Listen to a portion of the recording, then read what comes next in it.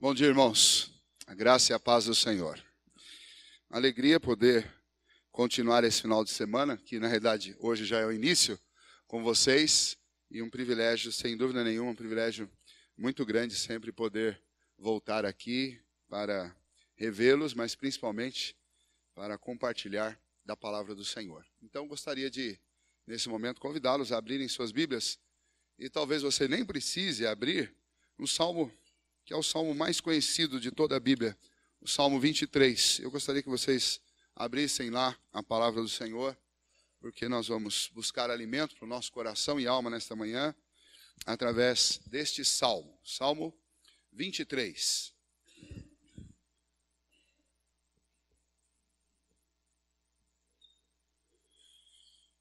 Salmo 23, quero convidá-los para que a gente faça essa leitura juntos deste salmo. Salmo 23, leiamos. O Senhor é o meu pastor, nada me faltará. Ele me faz repousar em pastos verdejantes. Leva-me para junto das águas de descanso. Refrigera minha alma, guia-me pelas veredas da justiça, por amor do seu nome. Ainda que eu ande pelo vale da sombra da morte, não temerei mal nenhum. Porque tu estás comigo, o teu bordão e o teu cajado me consolam. Preparas-me uma mesa na presença dos meus adversários. Unges minha cabeça com óleo, o meu cálice transborda. Bondade e misericórdia certamente me seguirão todos os dias da minha vida, e habitarei na casa do Senhor para todo sempre. Vamos orar? Senhor nosso Deus, muito obrigado pela Tua palavra. Muito obrigado, ó Deus, pelo quão doce ela soa aos nossos ouvidos. E obrigado, ó Deus, pela satisfação e a paz que ela produz em nosso coração. Ajuda-nos, ó Deus, nesta manhã, para que realmente nos aproximemos da Tua palavra como sedentos e famintos diante de uma mesa onde nós temos o privilégio de nos banquetear com os alimentos mais saudáveis, com os alimentos que trazem maior sustento a Deus e condição para que vivamos, ó Pai, diante dos desafios e das lutas da vida. Então, ó Deus, ao lermos a Tua palavra, pedimos que o Senhor nos encha o coração de fé e, ó Deus, de sensibilidade para não só entendermos a mensagem do Senhor para o nosso coração, mas também de crermos e aplicarmos às nossas vidas. Ajuda-nos nesta hora, é o que eu te peço em nome de Jesus. Amém. Muito bem.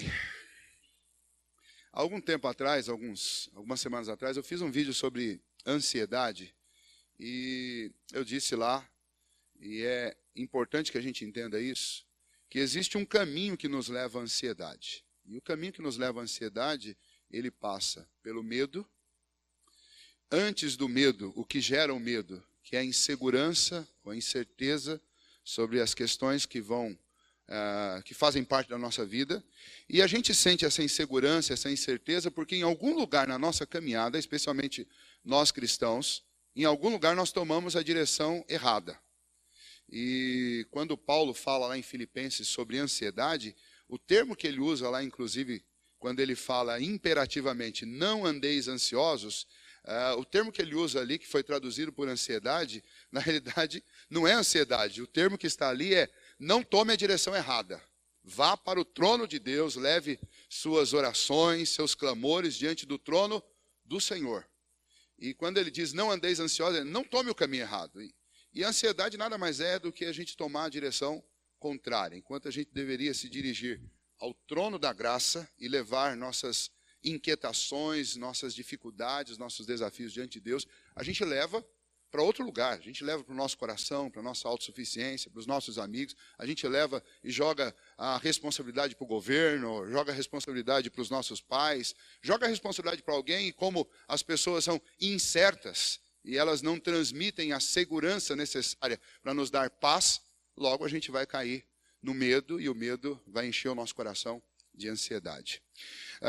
Este salmo, ele fala sobre o caminho certo, sobre o lugar onde nós podemos realmente sentir segurança. E então eu gostaria de começar com a seguinte pergunta: você se sente seguro? E aí eu acredito que a maneira como nos comportamos nas 2 últimas semanas mostra se a gente se sente seguro ou não, né? Desabastecimento, e o que a gente fez?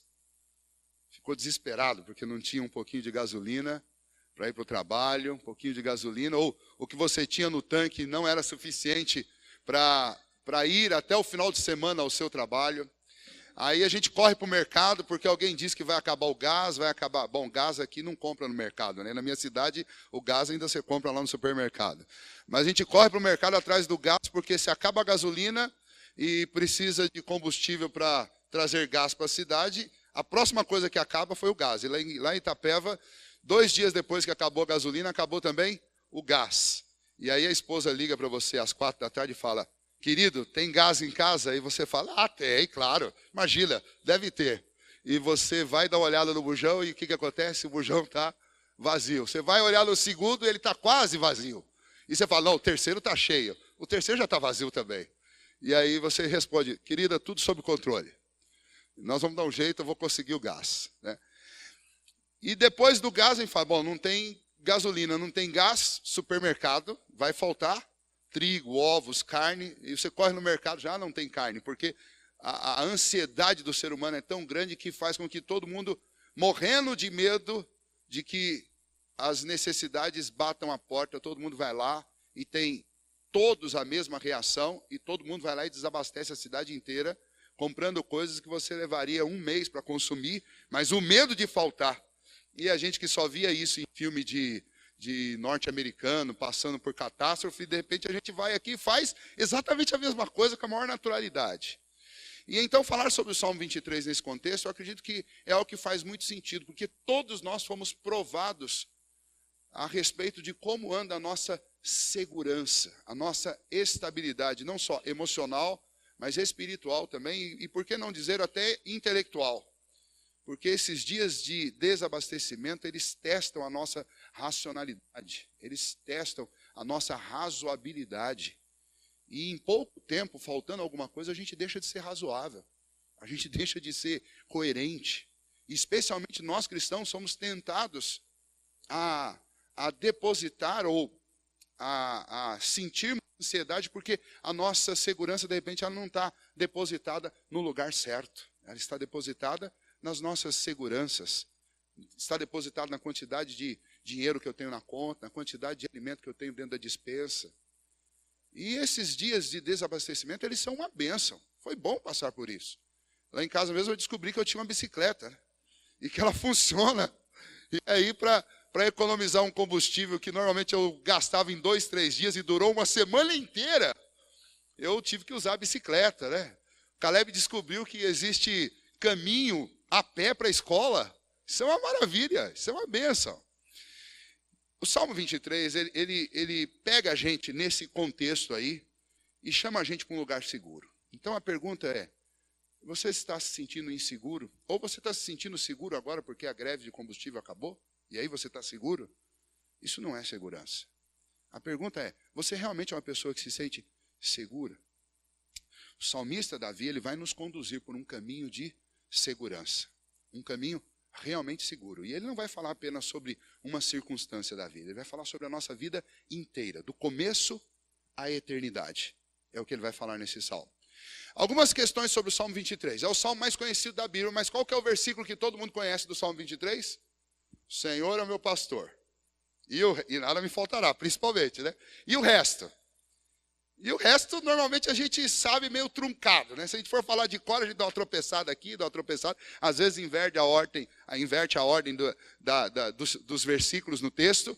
Mas, principalmente, quando chega do versículo 4 para frente, a gente já não sabe o que isso significa. Fala lá de ungir a cabeça na presença dos adversários, dá uma taça bem cheiona de vinho.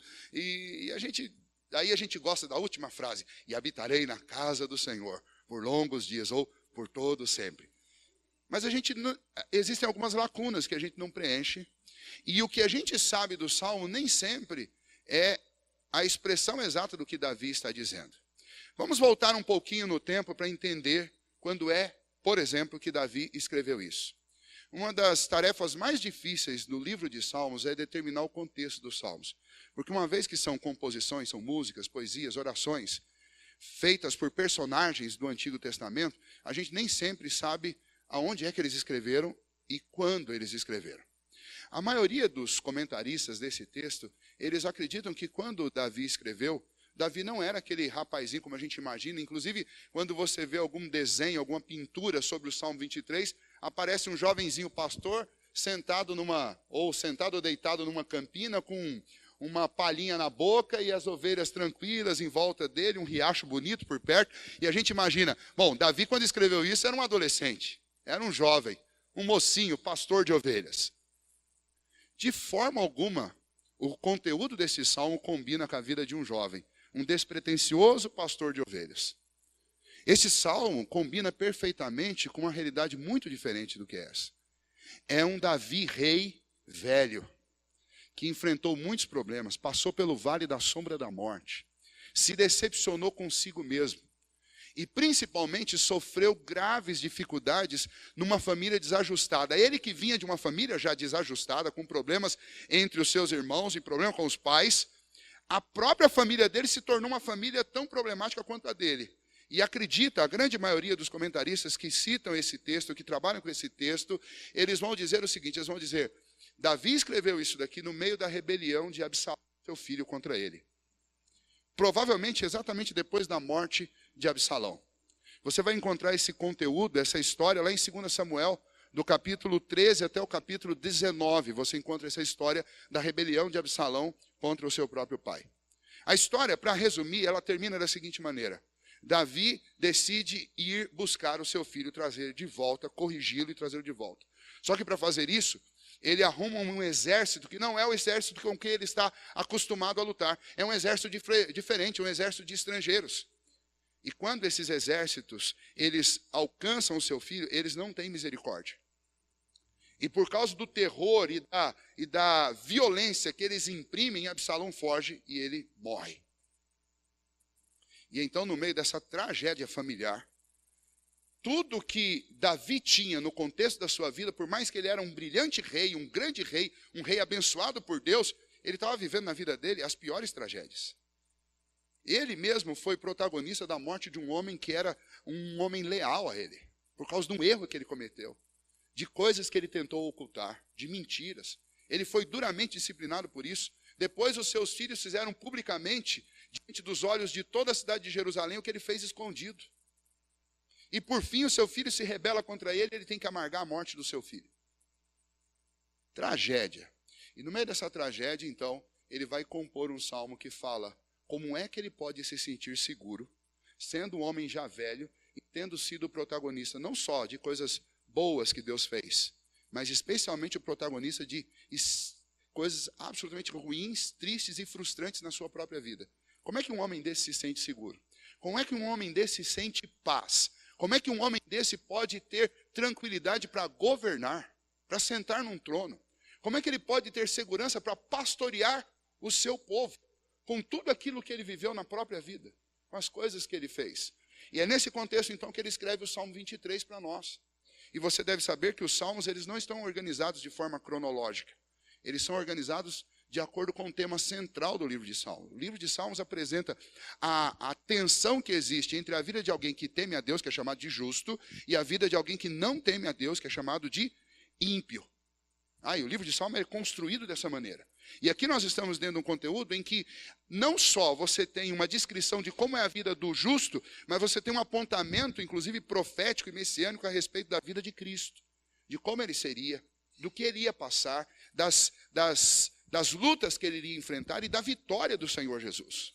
E no meio desse contexto ele escreve este salmo, e este salmo, ontem eu falei bastante sobre isso, que o centro de toda a Bíblia é o próprio Cristo, e este salmo tem como centro o próprio Cristo e a obra dele.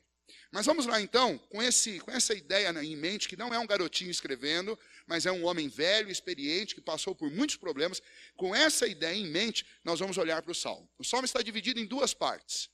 A primeira parte, que vai do versículo 1 até o versículo 4, descreve o supremo pastor, um grande pastor. Davi não está falando de um homem, Davi não está falando de si mesmo, ele não está falando do seu tutor, ele não está falando do sacerdote Natã, ele não está falando dessas pessoas.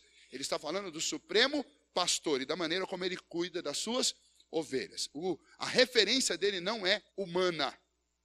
O que ele usa é uma imagem humana para retratar algo que é divino. Ele está falando do supremo pastor das nossas vidas. Ele está falando sobre o Senhor, Yahvé. É dele que ele está falando. A segunda parte do texto, do versículo 5 até o versículo 6, ele muda a ilustração. Ele para de usar a imagem de um pastor e ele começa a usar a imagem de um anfitrião. E aí na segunda parte nós temos então o misericordioso anfitrião, que recebe em sua casa um filho ou um visitante, um estrangeiro, mas trata-o com honra, com graça e com misericórdia.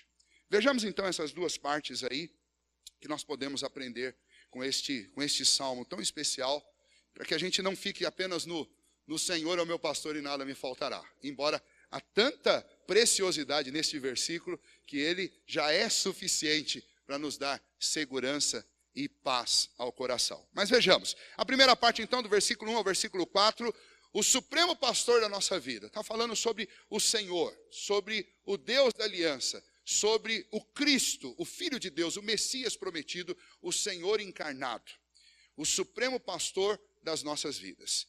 Quais são as características aí nas atitudes desse pastor que fazem com que este pastor seja absolutamente necessário na minha vida e na sua vida? Se porventura alguém aqui nesta manhã que ainda não tem Jesus como o supremo pastor da sua vida, o convite da palavra de Deus para você hoje é que você o reconheça como o seu pastor, porque é dele que você precisa.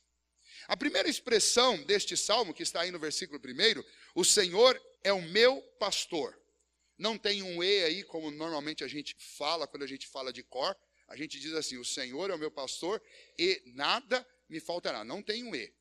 Se a sua Bíblia tem um E, passa a canetinha vermelha aí e risca esse negócio, que não tem. O Senhor é o meu pastor, ponto e vírgula, nada me faltará. Qual é a ideia? A ideia é que o Senhor é o Jeová Jireh. Ele é o Deus da providência. Opa, então significa, pastor, que tendo Jesus como meu pastor, eu posso pedir qualquer coisa, que ele tem uma dispensa cósmica e ele pode me fornecer o que eu quiser. Não, não é essa a ideia por trás do termo Jeová Jireh. E embora a gente traduza esse termo como o Senhor é a minha provisão, o Senhor é o Deus provedor, a ideia por trás dessa expressão de que o Senhor é meu pastor, nada me faltará, é que se eu tenho o Senhor como pastor, eu não preciso de nada. Não é que ele vai me fornecer tudo o que eu quero. A ideia é que se eu tenho ele, eu não quero mais nada. Você fala, não, mas não é verdade, pastor. Eu sou crente, eu creio em Jesus Cristo, tenho Cristo no meu coração, mas eu quero um bocado de coisa. E aí que entra a questão. Qual que é o motivo ou a explicação para as nossas inseguranças? Não é justamente porque a gente quer um monte de coisa. A gente não fica inseguro exatamente pelas coisas que a gente não tem, ou pelas coisas que a gente tem e tem medo de perder. Tem coisa de filme que a gente aproveita. Quem gosta aí de Star Wars, você lembra lá do Anakin Skywalker, qual que é o caminho para o lado negro da força? O medo de perder a mãe. Depois o medo de perder a esposa. E o medo é sempre terrível, porque o medo é exatamente a ausência dessa segurança. E quando você não tem segurança, você acaba negociando e fazendo coisas loucas para poder ter segurança. E quando eu digo que o Senhor é o meu pastor, o Jeová Jireh é o meu Senhor, é o dono da minha vida, significa eu não preciso de mais nada. Eu amo a minha família e eu amo as coisas que Deus pode me dar, mas ainda assim, se Deus quiser tirar estas coisas de mim, Deus é suficiente para o meu coração. Essa é a ideia do Salmo 23, versículo 1. Deus é a suficiência que a minha vida precisa. E isso é extremamente impactante, porque nós não estamos acostumados com isso. Nós estamos acostumados a ouvir uma pregação, a ouvir estudos, a ouvir músicas que dizem que Deus é o nosso Senhor, Ele é provedor, Ele é dono de todas as coisas, Ele é todo poderoso e eu posso pedir qualquer coisa que Ele pode me dar. É assim, Deus é poderoso para fazer qualquer coisa. Aliás, Paulo diz que Ele é poderoso para fazer infinitamente mais do que tudo quanto pedimos ou pensamos. Mas a questão é, do que eu preciso? Eu preciso dele ou das coisas que ele pode fazer? Quando nós nos relacionamos com Deus, como aquele que pode simplesmente me dar tudo o que eu preciso, ou infinitamente mais do que tudo que eu preciso, eu estou me relacionando com o dono da despensa cósmica. Mas quando eu estou me relacionando com o Jeová Jireh, com o Senhor é o meu pastor, entendendo que Ele é tudo o que eu preciso, aí sim eu estou me relacionando com um pastor da minha alma. É por isso que o salmista vai dizer lá no Salmo 112. Lembra que no Salmo 112 está acontecendo um conflito interno.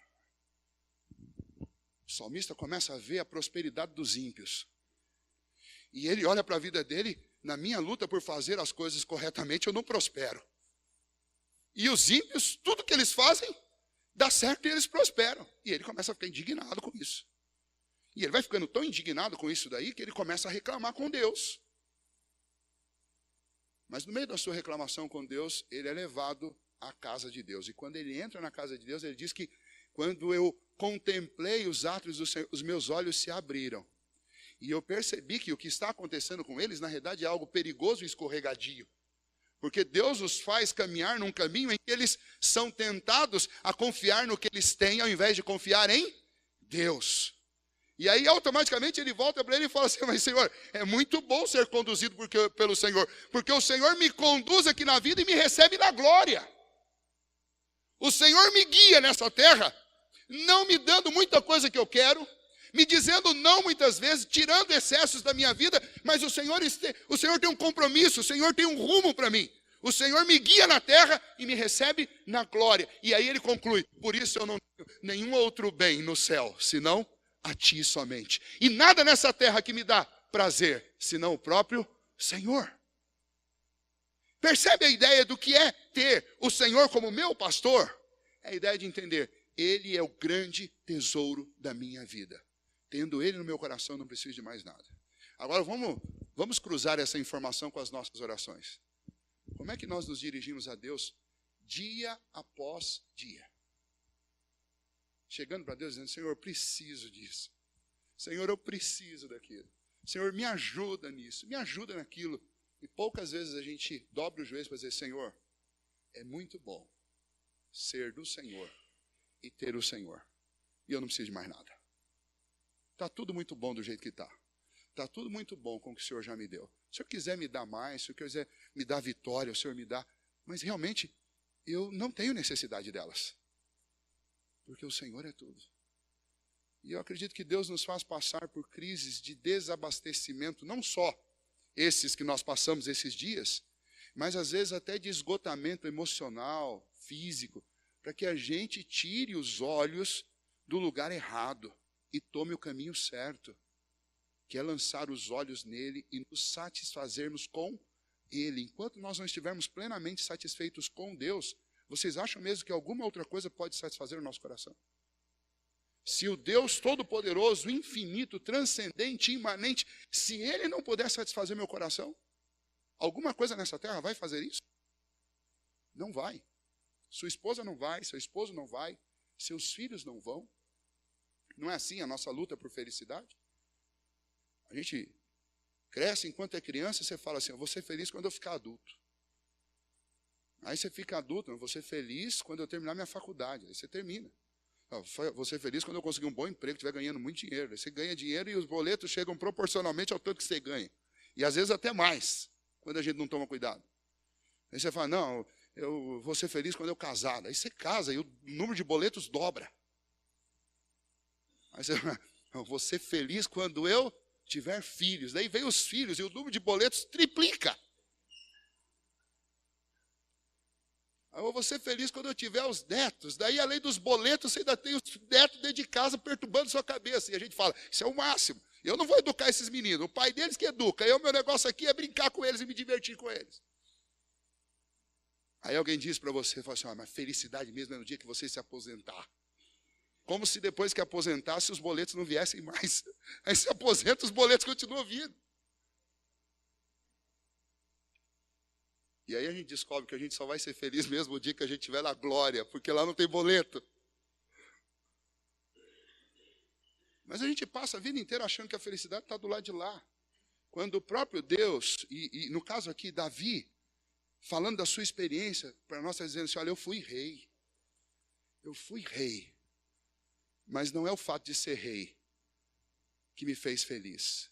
O que me fez feliz, no meio de todas as tragédias que eu vivi, sentado no trono, vivendo num palácio, vivendo numa realeza, a felicidade mesmo não veio do trono nem da realeza. A felicidade vem de ter o Senhor como meu pastor. Porque tendo-o como meu pastor, nada me falta. E é interessante, essa questão do palácio, deixa eu só citar isso. Você imagina qual que era a maior vontade de um plebeu nos dias que estes reis viviam em grandes palácios. E Davi viveu. E, aliás, a grande frustração de Davi é que ele construiu um palácio para ele, mas não conseguiu construir o templo. Ele juntou material, mas ele mesmo não constrói o templo.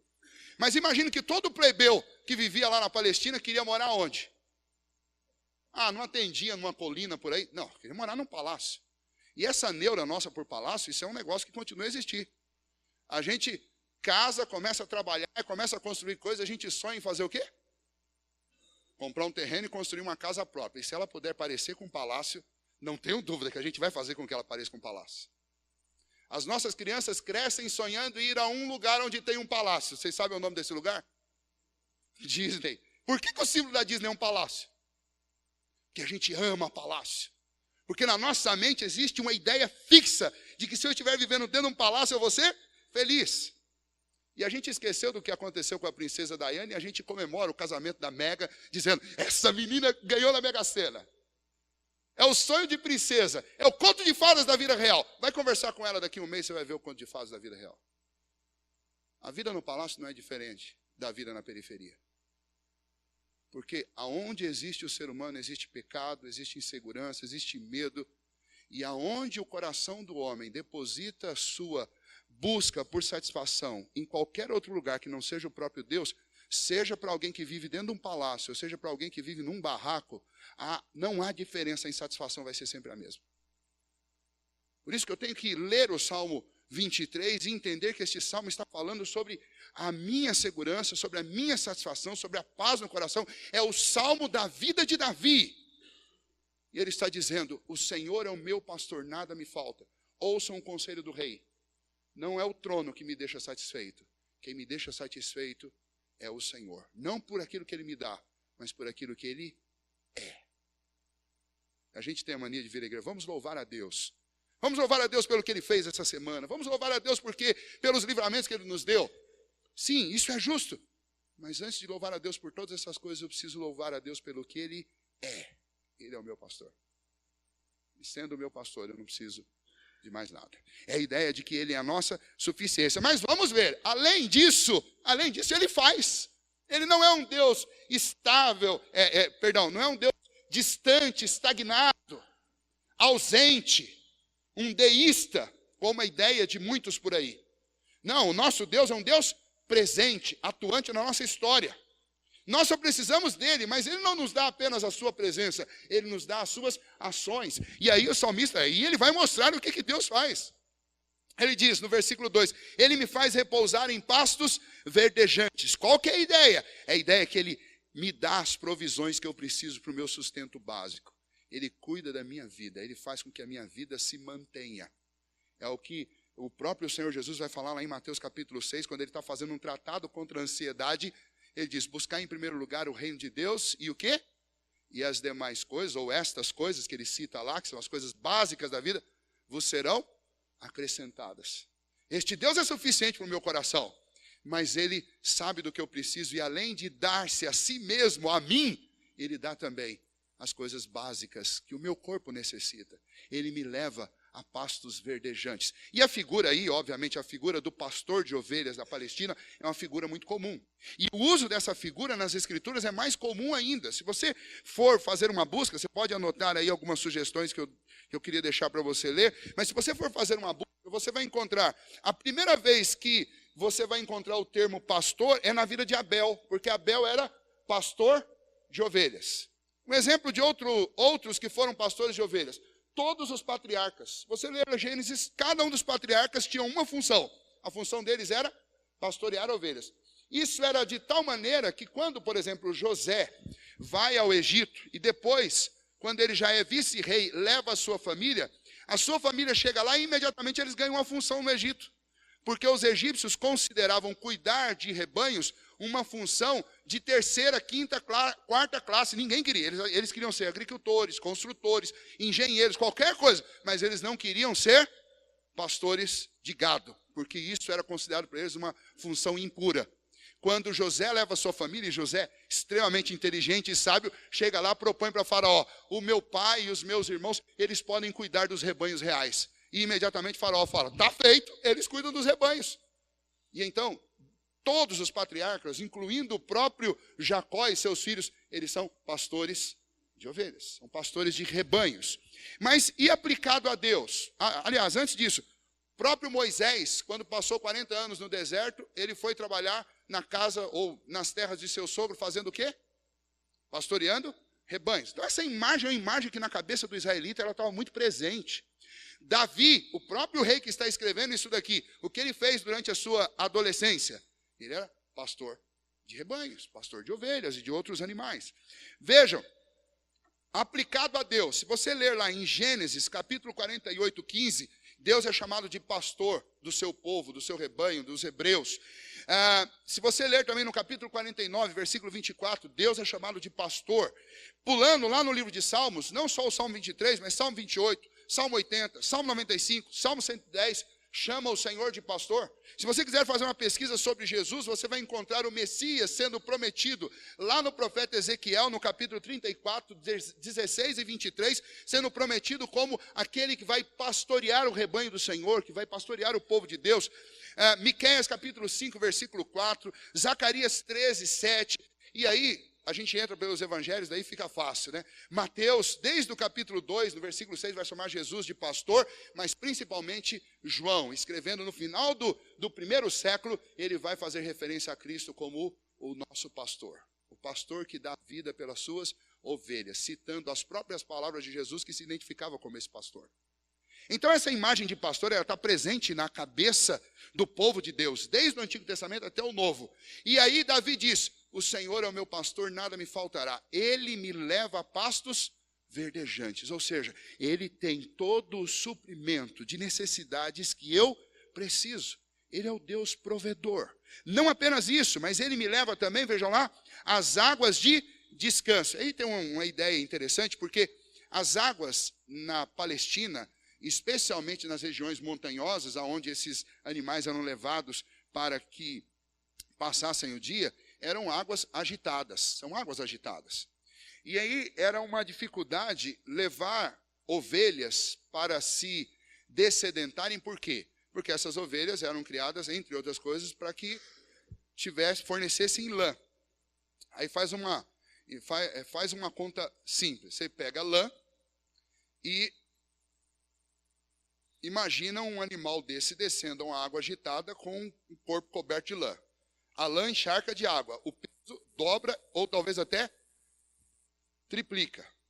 E o que acontece com esse animal? Ele pode facilmente ser arrastado numa corredeira dessa. Então o que o pastor tinha que fazer? O pastor tinha que, com um cajado, com o bordão dele, cavar um trilho assim na água e colocar um pouquinho de pedra para fazer com que fosse represado um pouquinho de água, que fossem águas tranquilas, para que esses rebanhos pudessem se dessedentar. Porque levá-los a uma corredeira era um risco imenso. Então essa ideia de me leva às águas de descanso, na realidade é a ideia de me leva às águas acalmadas. E por que águas acalmadas? Porque naturalmente essas águas são conflituosas e agitadas. Alguém tem que interferir para que essas águas sejam águas calmas. E é isso que o pastor, Senhor, faz com a nossa vida. Começa a faltar coisa, a gente logo abre o WhatsApp, o Facebook, e nós vamos correr risco e nos assustar com as águas agitadas das redes sociais, não é? Porque não tem gente proclamando a paz lá. Você já percebeu? Esses grupos de WhatsApp é o grupo onde reina a filosofia do quanto pior, melhor. acabou a greve, mas já vem um áudio, um vídeo dizendo, gente, nós vamos para Brasília, nós vamos parar tudo, compra ovo, compra sal, compra carne, compra arroz, compra trigo, porque nós vamos desabastecer o país inteiro. Mas nem acabou de acabar a greve, já tem gente proclamando o caos. E a gente vai lá, o pastor também arruma 2 galões, compra gasolina, fala, por via das dúvidas, vou chegar aqui na segunda noite, vai que eu chego aqui e eu não quero pegar fila. Ou seja, todas as vezes que eu recorro a essas redes, estas águas corrediças, essas águas violentas para buscar respostas, que tipo de resposta eu vou encontrar? Eu não vou encontrar água calma, eu vou encontrar água perigosa, agitada. Mas se ao invés de abrir a rede social, o WhatsApp, eu abro as páginas das Escrituras, que tipo de água eu vou encontrar? Eu vou encontrar água tranquila. Eu vou encontrar um Senhor dizendo para mim que todas as coisas cooperam para o bem daqueles que amam a Deus. Então não fica inquieto. Eu vou encontrar um Deus falando, não adianta você ficar ansioso com o que você vai comer, com o que você vai vestir, com o que você vai beber. Porque essa sua agitação não aumenta nem um segundo no seu dia. Antes, ao invés de fazer isso, você precisa confiar em Deus. Não é diferente? E é isso que Davi está dizendo. Ele é o rei e muitas vezes na sua vida ele bebeu águas agitadas. Das notícias trazidas, naquela época não era por WhatsApp, mas sempre tinha um mensageiro para trazer notícia de tragédia. Sempre tinha um mensageiro para trazer notícia ruim. E de vez em quando, Davi perdia a paciência. Tem uma vez que ele perdeu a paciência com um mensageiro que veio trazer notícia de morte e mandou matar o mensageiro. A pessoa, se a gente fosse fazer isso hoje, ia dar trabalho, né? Porque o que tem de gente agitando as águas da nossa vida. Por que eu preciso desse Supremo Pastor? Porque ele me leva para águas acalmadas, para águas tranquilas. Veja a continuação. Refrigera-me a alma. E novamente aí a gente precisa entrar um pouquinho mais no texto para a gente entender essa ideia de trazer refrigério para a alma. A ideia principalmente desse trazer refrigério é que o Senhor é aquele que sara. É aquele que faz com que a minha alma ela volte à normalidade. A ideia de trazer refrigério, o termo que é usado aí para alma, que é o nefesh, que tem a ver com esse nosso espírito, com esse fôlego de vida, a ideia de trazer a nossa alma, ou de trazer refrigério para o nosso coração, ela pode ser ilustrada da seguinte maneira. Sabe quando você fica tão tenso e tão apavorado que parece que falta o ar? Vocês já passaram por isso, né? A gente fala, não, pastor, isso aí é coisa para quem tem aqueles surtos lá, que o cara trava, né? Eu esqueci o nome agora, quando a pessoa passa por uma depressão lá, tem um choque lá. Pânico, síndrome de pânico. É essa a ideia. Quando o sujeito tem um ataque de pânico, o que acontece com ele? Falta o ar. Parece que a alma saiu de dentro do peito dele e foi embora. E a ideia desse refrigera a minha alma é isso. O Senhor pega a minha alma que está querendo sair de dentro do corpo, de tanto pânico que eu estou sentindo, e Ele traz minha alma de volta e dá uns tapinhas e fala aí. É o que a gente faz com o bebê quando está... Bebê também faz isso, sabe? Quando o bebê chora ao ponto de... Chega uma hora que perde o fôlego. Os papais aí já passaram por isso. Falta o ar, e aí a mãe diz, esse menino está morrendo. A ideia de refrigera a minha alma é a ideia de que o Senhor faz a minha alma voltar. Essa é a ideia. Por que eu preciso desse pastor? Porque não poucas vezes na vida eu vou sentir estes pânicos gerados por esse mundo caído. Nosso mundo não é um mundo em ordem, não é um mundo normal, não é um mundo legal. Tira essa ideia da sua cabeça. O nosso mundo é um mundo destroçado, completamente arrasado. É isso, quando você lê o livro de Eclesiastes, o livro de Eclesiastes deixa isso muito claro. Este mundo é um mundo em ruínas. Quando Salomão diz vaidade, vaidade, tudo é vaidade, a palavra vaidade aí a gente associa com beleza, com embelezamento, mas não tem nada a ver com isso. A palavra vaidade, aliás, tem uma relação. A palavra vaidade aí é a ideia de que isso tudo não passa de neblina, de fumaça, é ilusório. E aí a única ideia de relação com a vaidade e embelezamento é que o embelezamento artificial, ele é ilusório, ele é fumaça, ele é uma miragem. Não se iluda com isso. Todo mundo tem que acordar. E na hora que acorda, nem sempre é bonito como depois de uma boa maquiagem. E o que Salomão diz para nós é que esse mundo inteiro, ele está todo maquiado. Mas por trás dessa fumaça, por trás dessa miragem, só tem destroço. E o que Davi está dizendo aqui é que nesse mundo destroçado, não poucas vezes eu perdi o fôlego. Mas o Senhor, que é o pastor da minha alma, ele refrigera a minha alma, ele faz a minha alma voltar. Ele me devolve o fôlego. Ele é aquele que me sara. Ele é Jeová Rafá, aquele que sara os feridos.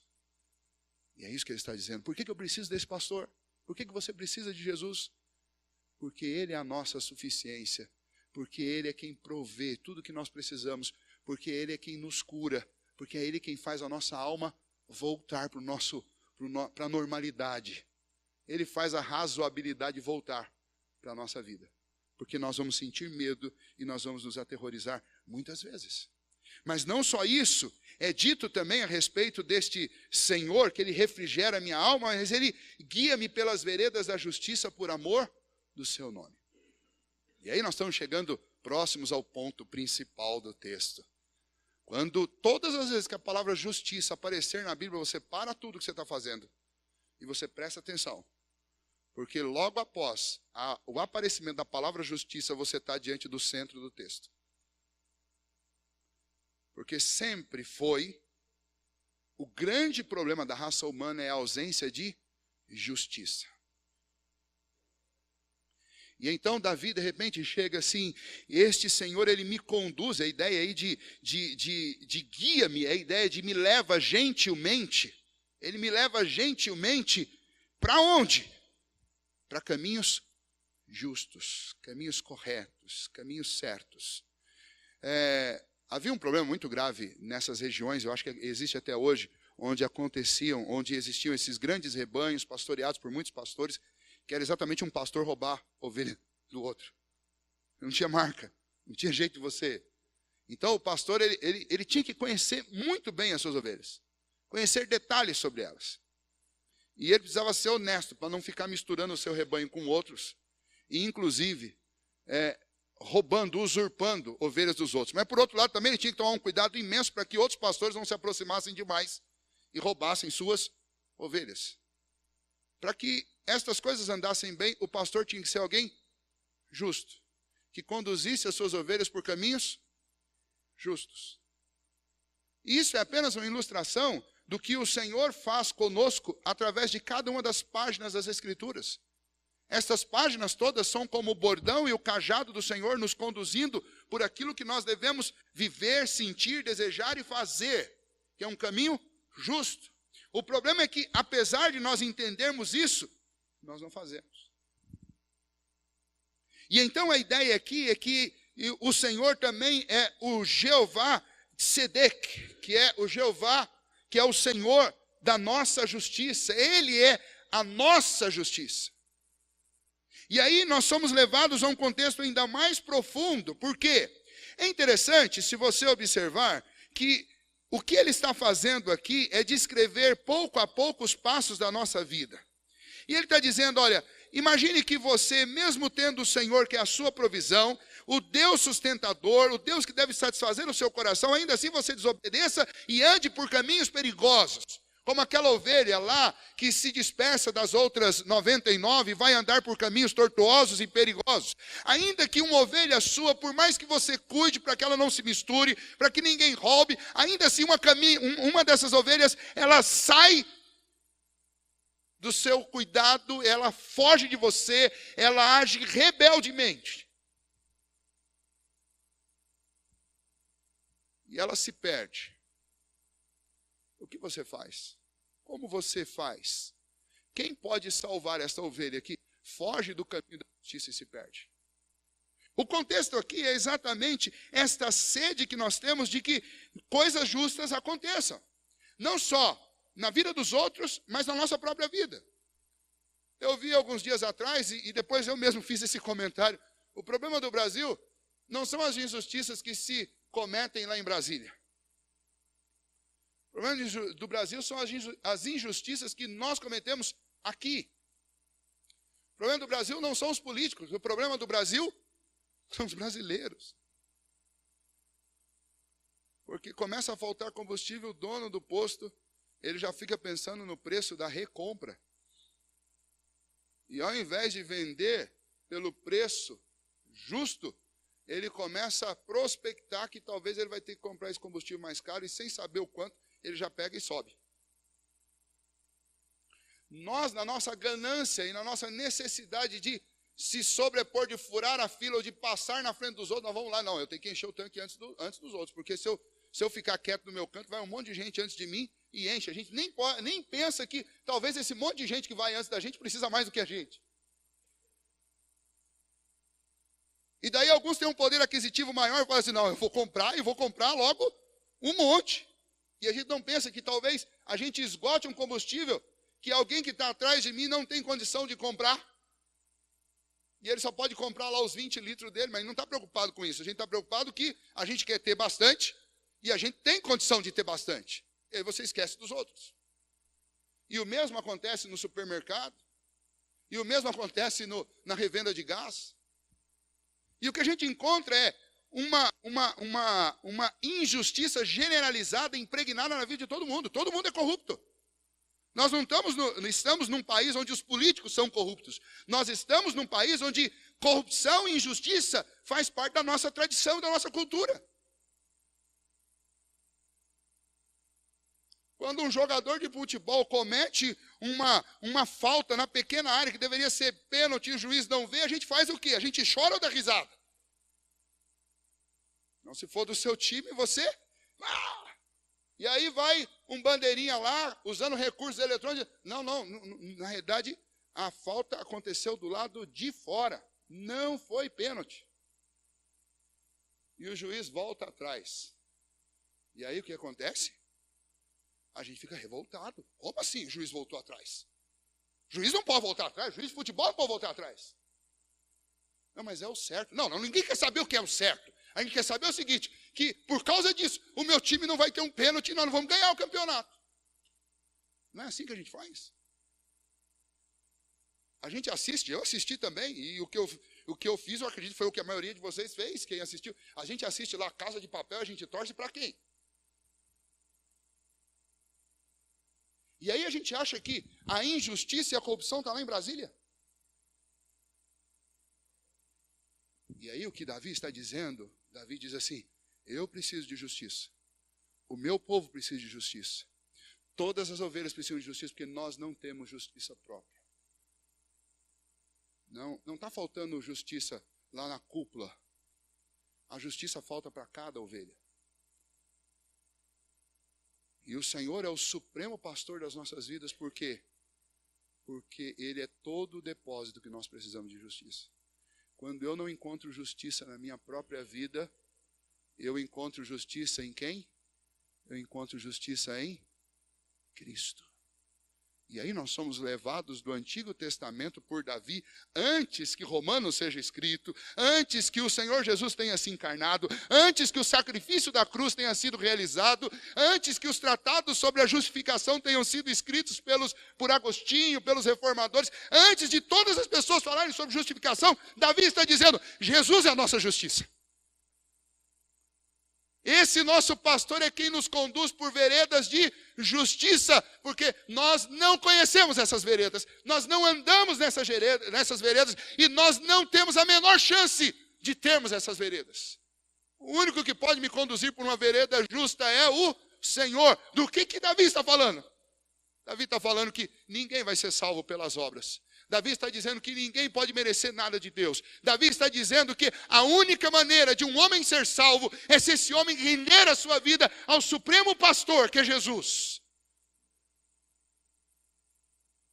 Que ele é quem pode nos justificar dos nossos pecados. É isso que ele está dizendo neste versículo. Ele nos leva por caminhos de justiça. Esse é o centro do Salmo 23. É a obra suprema do Supremo Pastor. Muito mais do que me dar alimento, muito mais do que me dar paz e tranquilidade no coração, ele realiza o sacrifício de justiça, para que eu tenha justiça.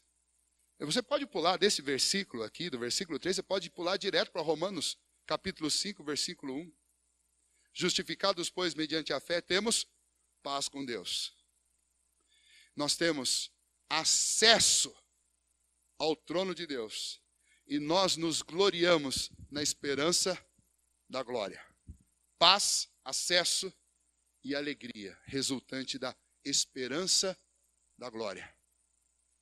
Ele está nos preparando para o que vem aí, a partir do versículo 5.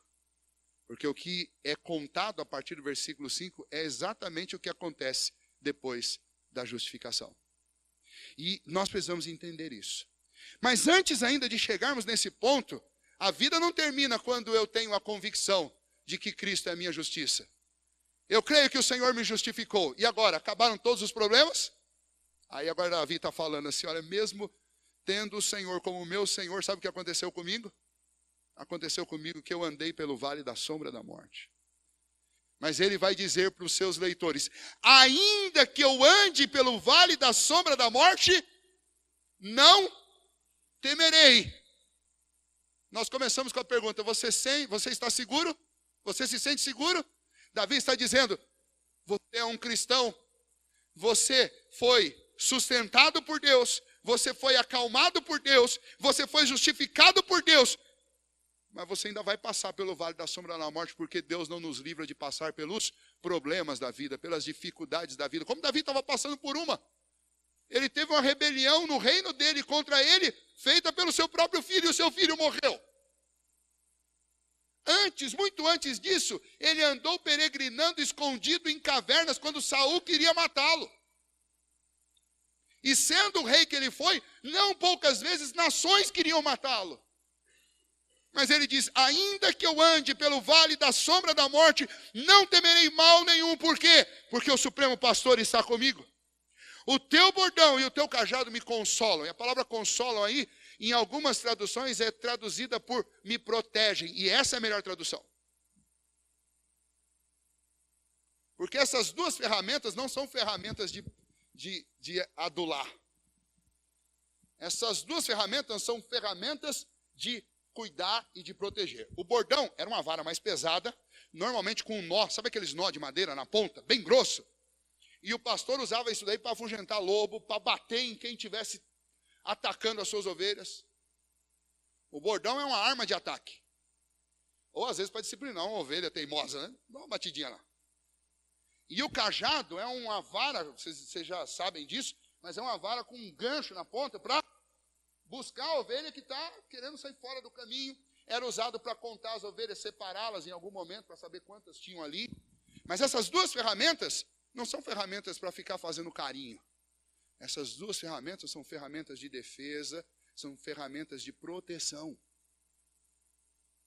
E o que ele está dizendo é, ao longo da sua caminhada, por mais que o seu pastor seja o Senhor, você não está livre de passar por problemas. Mas no meio dos seus problemas, você precisa lembrar que o Senhor, o nosso pastor, está conosco.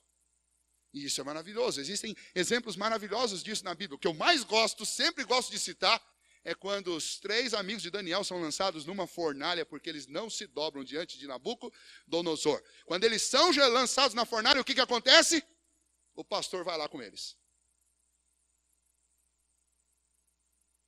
Vou colocar o Márcio numa situação difícil. Quando vocês entrarem na fornalha, não chama o Márcio, porque é Jesus. Embora a gente, como pastor, se Deus nos der força para ele, nós vamos entrar na fornalha com vocês. Porque esse é o modelo de pastorado que nós aprendemos com Cristo. Mas no meio da fornalha, Nabucodonosor diz, viu, mas nós não lançamos 3 caras lá dentro. Mas tem um quarto lá, e esse quarto é diferente dos outros, porque ele tem um aspecto do Filho dos deuses. Você tem noção o que é um pagão falando isso? Não é Daniel, não é um cristão, não é um judeu. É um pagão. Ele olha lá para dentro e ele não tem dúvida. Tem 4 homens lá dentro. E o quarto não se parece com um homem normal. Ele tem o aspecto do Filho dos deuses. Esse quarto não saiu da fornalha porque Nabucodonosor ele não podia desfrutar da comunhão com este homem. Mas este homem é o Senhor, é o pastor das nossas vidas, é o pastor que entra com a gente quando a gente passa pelo fogo, é o pastor que vai com a gente quando a gente passa pelas águas, para que elas não nos afoguem. Este é o Senhor da nossa vida. E é nele que nós devemos confiar, porque ele não nos desampara, mesmo que a gente passe pelo vale da sombra da morte, pelos vales mais profundos, áridos e difíceis da vida, ele está conosco. Ele não nos livra de passar por problemas, mas ele vai com a gente. E nós o conhecemos no meio dos problemas de uma maneira como a gente não pode conhecer no meio da tranquilidade. E Davi está contando a vida dele para nós e dizendo: eu sei que o Senhor é a minha justiça. Mas eu sei que mesmo acolhido pelo Pai, por causa da justiça do meu pastor, eu vou ter que lidar com os problemas dessa vida. Mas no meio desses problemas eu não vou sozinho, porque o Senhor vai comigo. Aí eu tenho que fazer essa pergunta: você está passando por problema? Vale da sombra da morte. Você não está sozinho. Não deixa o seu coração, e o nosso coração de carne, ele fica tentando fazer isso com a gente o tempo inteiro. Tentando nos convencer de que a gente está só. Você não está só. Eu clamo agora no poder do Espírito de Deus, que você creia nisso. Você não está sozinho.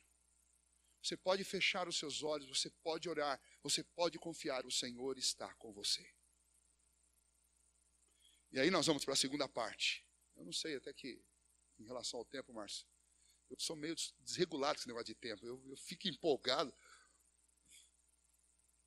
A segunda parte, eu gosto de descrever, e me permitam pintar essa imagem. Eu quero pintar uma imagem na cabeça de vocês. A minha vida pertence ao Supremo Pastor, ele provê o que eu preciso, ele sabe do que eu não preciso, ele sabe que tem momentos que ele tem que tirar coisas de mim, ele me leva a águas tranquilas, ele me dessedenta, ele me cura, ele faz a minha alma voltar, ele é a minha justiça. Ele me acompanha e me defende, me protege no vale da sombra da morte. Até que um dia ele põe o cajado para o lado, põe o bordão para o outro, porque ele me leva para a casa do Pai. E na casa do Pai, um banquete está preparado.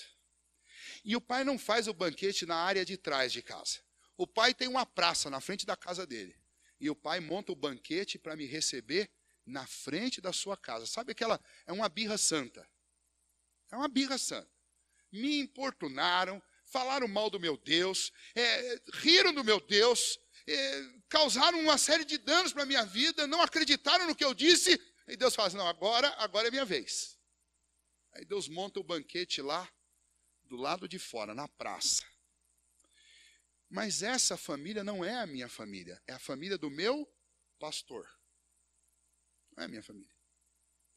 Eu sou aquele menino de rua, que cresceu na rua, cometendo injustiças, pequenos delitos ou grandes.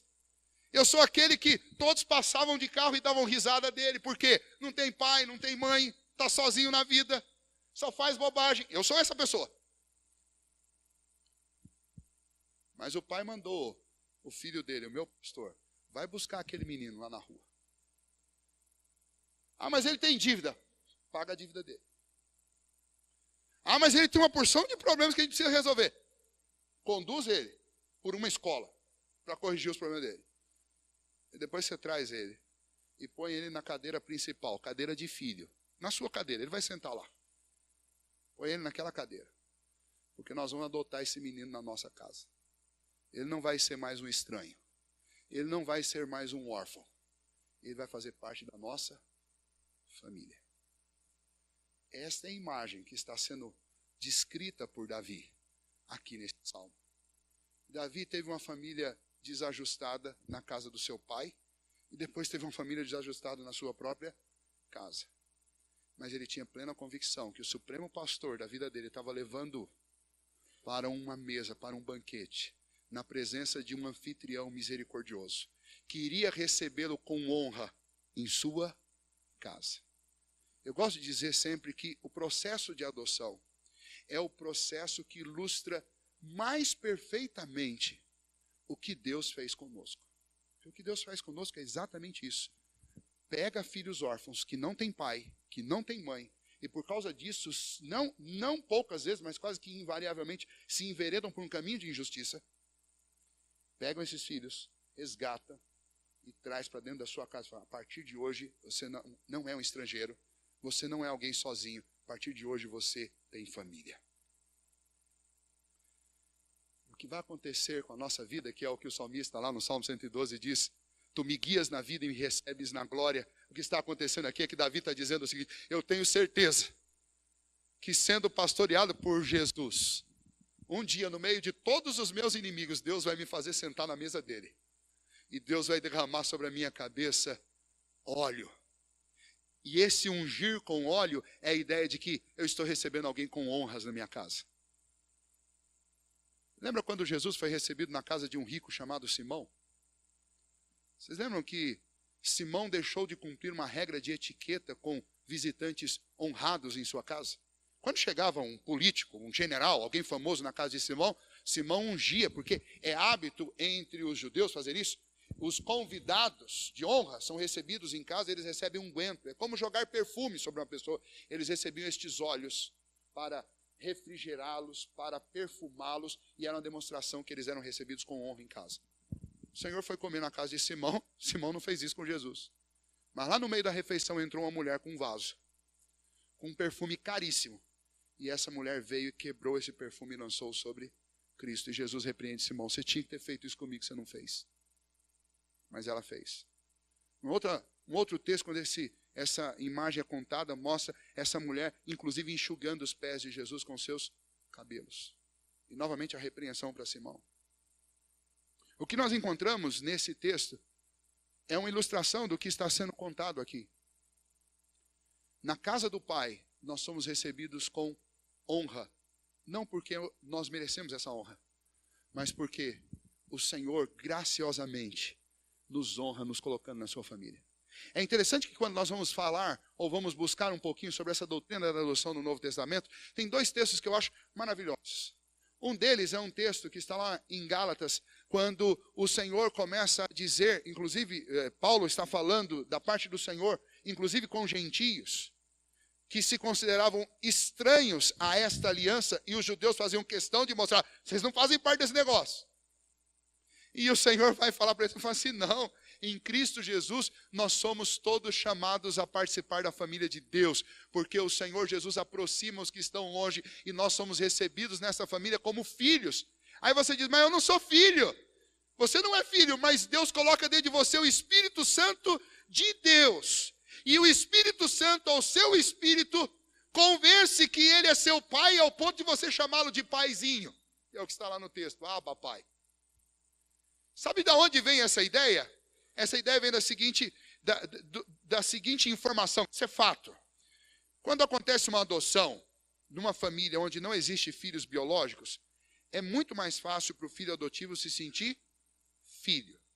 Mas quando acontece uma adoção numa família onde existem filhos biológicos, e agora um que não é filho biológico, é filho do coração, filho do amor, filho por adoção, entra nessa família, esse filho tem dificuldade de se sentir filho. Porque tem um outro ali que faz ele lembrar todas as vezes que ele não é biológico. Mas vejam como o nosso Deus é amoroso e perfeito. Para que você não se sentisse menos filho, Ele coloca dentro de você o Espírito Santo dele, que convence o seu espírito que você é filho de verdade. O processo foi o processo de adoção, mas Deus te ama como um filho absolutamente verdadeiro dele. É o mesmo amor que ele tem por Cristo, ele tem por você. Já imaginou isso? Quando nós lemos Efésios capítulo 2, quando Paulo descreve que nós estávamos mortos, mas o Senhor nos deu vida, e Ele fez isso pela sua graça, Ele ao mesmo tempo diz, e nos fez assentar nas regiões celestes em Cristo Jesus. Está dizendo assim, ó, Deus nos colocou lá no âmago da família dele, juntamente com o seu filho, a gente sentou lá do lado do pai. Eu não tenho dúvida o quanto você é filho. E é isso que Davi está descrevendo para nós aqui, é a cena de alguém sendo incluído na família deste anfitrião como o filho. Você é meu filho. E aí o que acontece? Ele dá uma taça transbordante, um cálice transbordante. Na Bíblia, vocês sabem disso, na Bíblia vinho é símbolo de alegria. E você encontra vinho sendo bebido e sendo símbolo de alegria, não só no povo aqui na terra, mas quando você lê Apocalipse sobre o céu, você vai descobrir que o vinho está lá. E lá também ele continua sendo símbolo de alegria, e o próprio Senhor diz, nós vamos cear juntos. E isso inclui pão e vinho. Sabe o que isso significa? Significa que o Senhor é o grande provedor de alegria para a nossa alma. Ele nos levará para dentro do seio da sua família. Dentro do seio da sua família é festa, é alegria. Ele vai encher-nos de contentamento, uma alegria que você nunca sentiu na vida. O mais próximo que nós chegamos dessa alegria é quando nós repartimos o pão e o vinho na ceia do Senhor e o nosso coração se enche de contentamento e regozijo, porque nós ensaiamos aquilo que nós vamos celebrar na eternidade.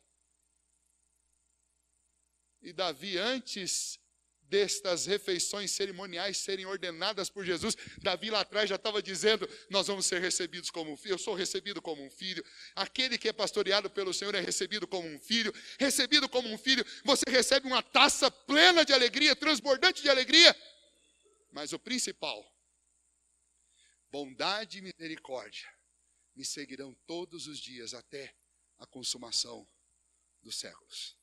Quero usar um termo desses aí, misericórdia.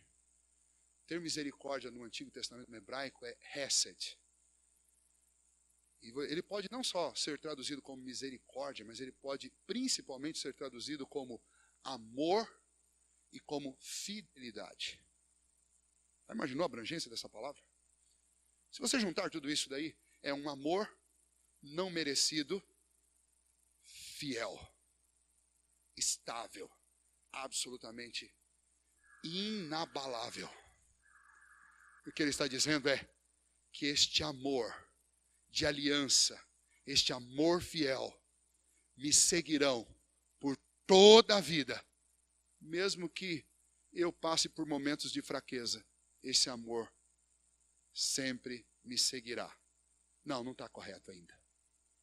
Porque a palavra traduzida aí como seguir, ela vai aparecer em algumas versões, talvez a sua Bíblia mostre essa versão, mas a palavra aí traduzida como seguir, ela não é bem seguir. Ela é traduzida em vários outros lugares na Bíblia como perseguir. A palavra aí é uma palavra do hebraico chamado hadaf. E hadaf é perseguir, é correr atrás. Não que seguir não transmita essa ideia de alguém vindo atrás de você, mas esse seguir pode transmitir também a ideia de que segue de longe, segue e não alcança. Mas quando eu penso na ideia de perseguir, de correr atrás, não é assim. A ideia de perseguir e correr atrás, não importa o quanto você tente fugir da misericórdia e do amor de Deus, não tem como você fazer isso. E é isso que Paulo diz lá em Romanos capítulo 8, quando ele diz, quem poderá me separar do amor de Deus? As coisas do presente? As coisas que ainda vão acontecer? Os poderes? As criaturas? Nada, absolutamente nada pode me separar do amor de Deus em Cristo Jesus. Davi já tinha dito isso lá no Salmo 23. Ele diz, bondade e misericórdia me seguirão todos os dias e habitarei na casa do Senhor para sempre. Habitarei na casa do Senhor para sempre, está bem explicado lá em Apocalipse 21. Você lê Apocalipse 21, você vai ver o que é habitar na casa do Senhor para sempre. Habitar na casa do Senhor é viver na presença do Senhor, na nova terra, por toda a eternidade. Num lugar onde o Senhor vai enxugar dos nossos olhos toda lágrima. Num lugar onde não haverá dor, num lugar onde não haverá morte, num lugar onde não haverá injustiça, nem medo, nem desabastecimento. Como a gente sentiu esses dias. Eu tenho que perguntar. Você se sente seguro? Esse texto fala de Cristo e esse texto fala do Pai. E esse texto mostra o Espírito aplicando essas coisas ao coração de um homem. Foi o que o Espírito de Deus fez com o coração de Davi. O Espírito de Deus fez Davi crer no pastoreio de Cristo. E fez Davi confiar no supremo e misericordioso anfitrião o Pai. E eu pergunto a você, você crê e vive na dependência do Supremo Pastor? E qual é a sua maior esperança? Pela graça e misericórdia do Senhor, a minha maior esperança não é ter as coisas deste mundo, embora elas são aprazíveis. Mas a maior esperança é ser recebido na glória, na mesa do meu Pai. Não porque eu mereço, mas por causa da justiça de Cristo Jesus. Pense nisso, porque é disso que você precisa. A gente passa a vida inteira correndo atrás de um bocado de coisa que estraga, enferruja, e não tem valor. A gente negocia verdades e promessas de Deus por causa de amores e paixões. E essas coisas passam. Eu preciso dizer como salmista no Salmo 112, que bem eu tenho no céu além de ti, e no que a minha alma se compraz na terra, senão em ti somente, no Supremo Pastor da nossa alma. Que Deus nos ajude a vivermos e nos deixarmos pastorear por Cristo Jesus. Davi é chamado lá no livro de Atos como um homem segundo o coração de Deus. Por que vocês acham que ele é chamado assim? Porque ele tinha Jesus como seu pastor e porque ele ansiava e esperava na adoção do Pai. Simples. Não é porque ele fez as coisas certas, porque ele fez muita coisa errada, mas é porque ele creu no amor de Deus por ele.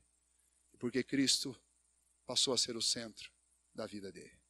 Que Deus abençoe todos vocês. Pastor Márcio.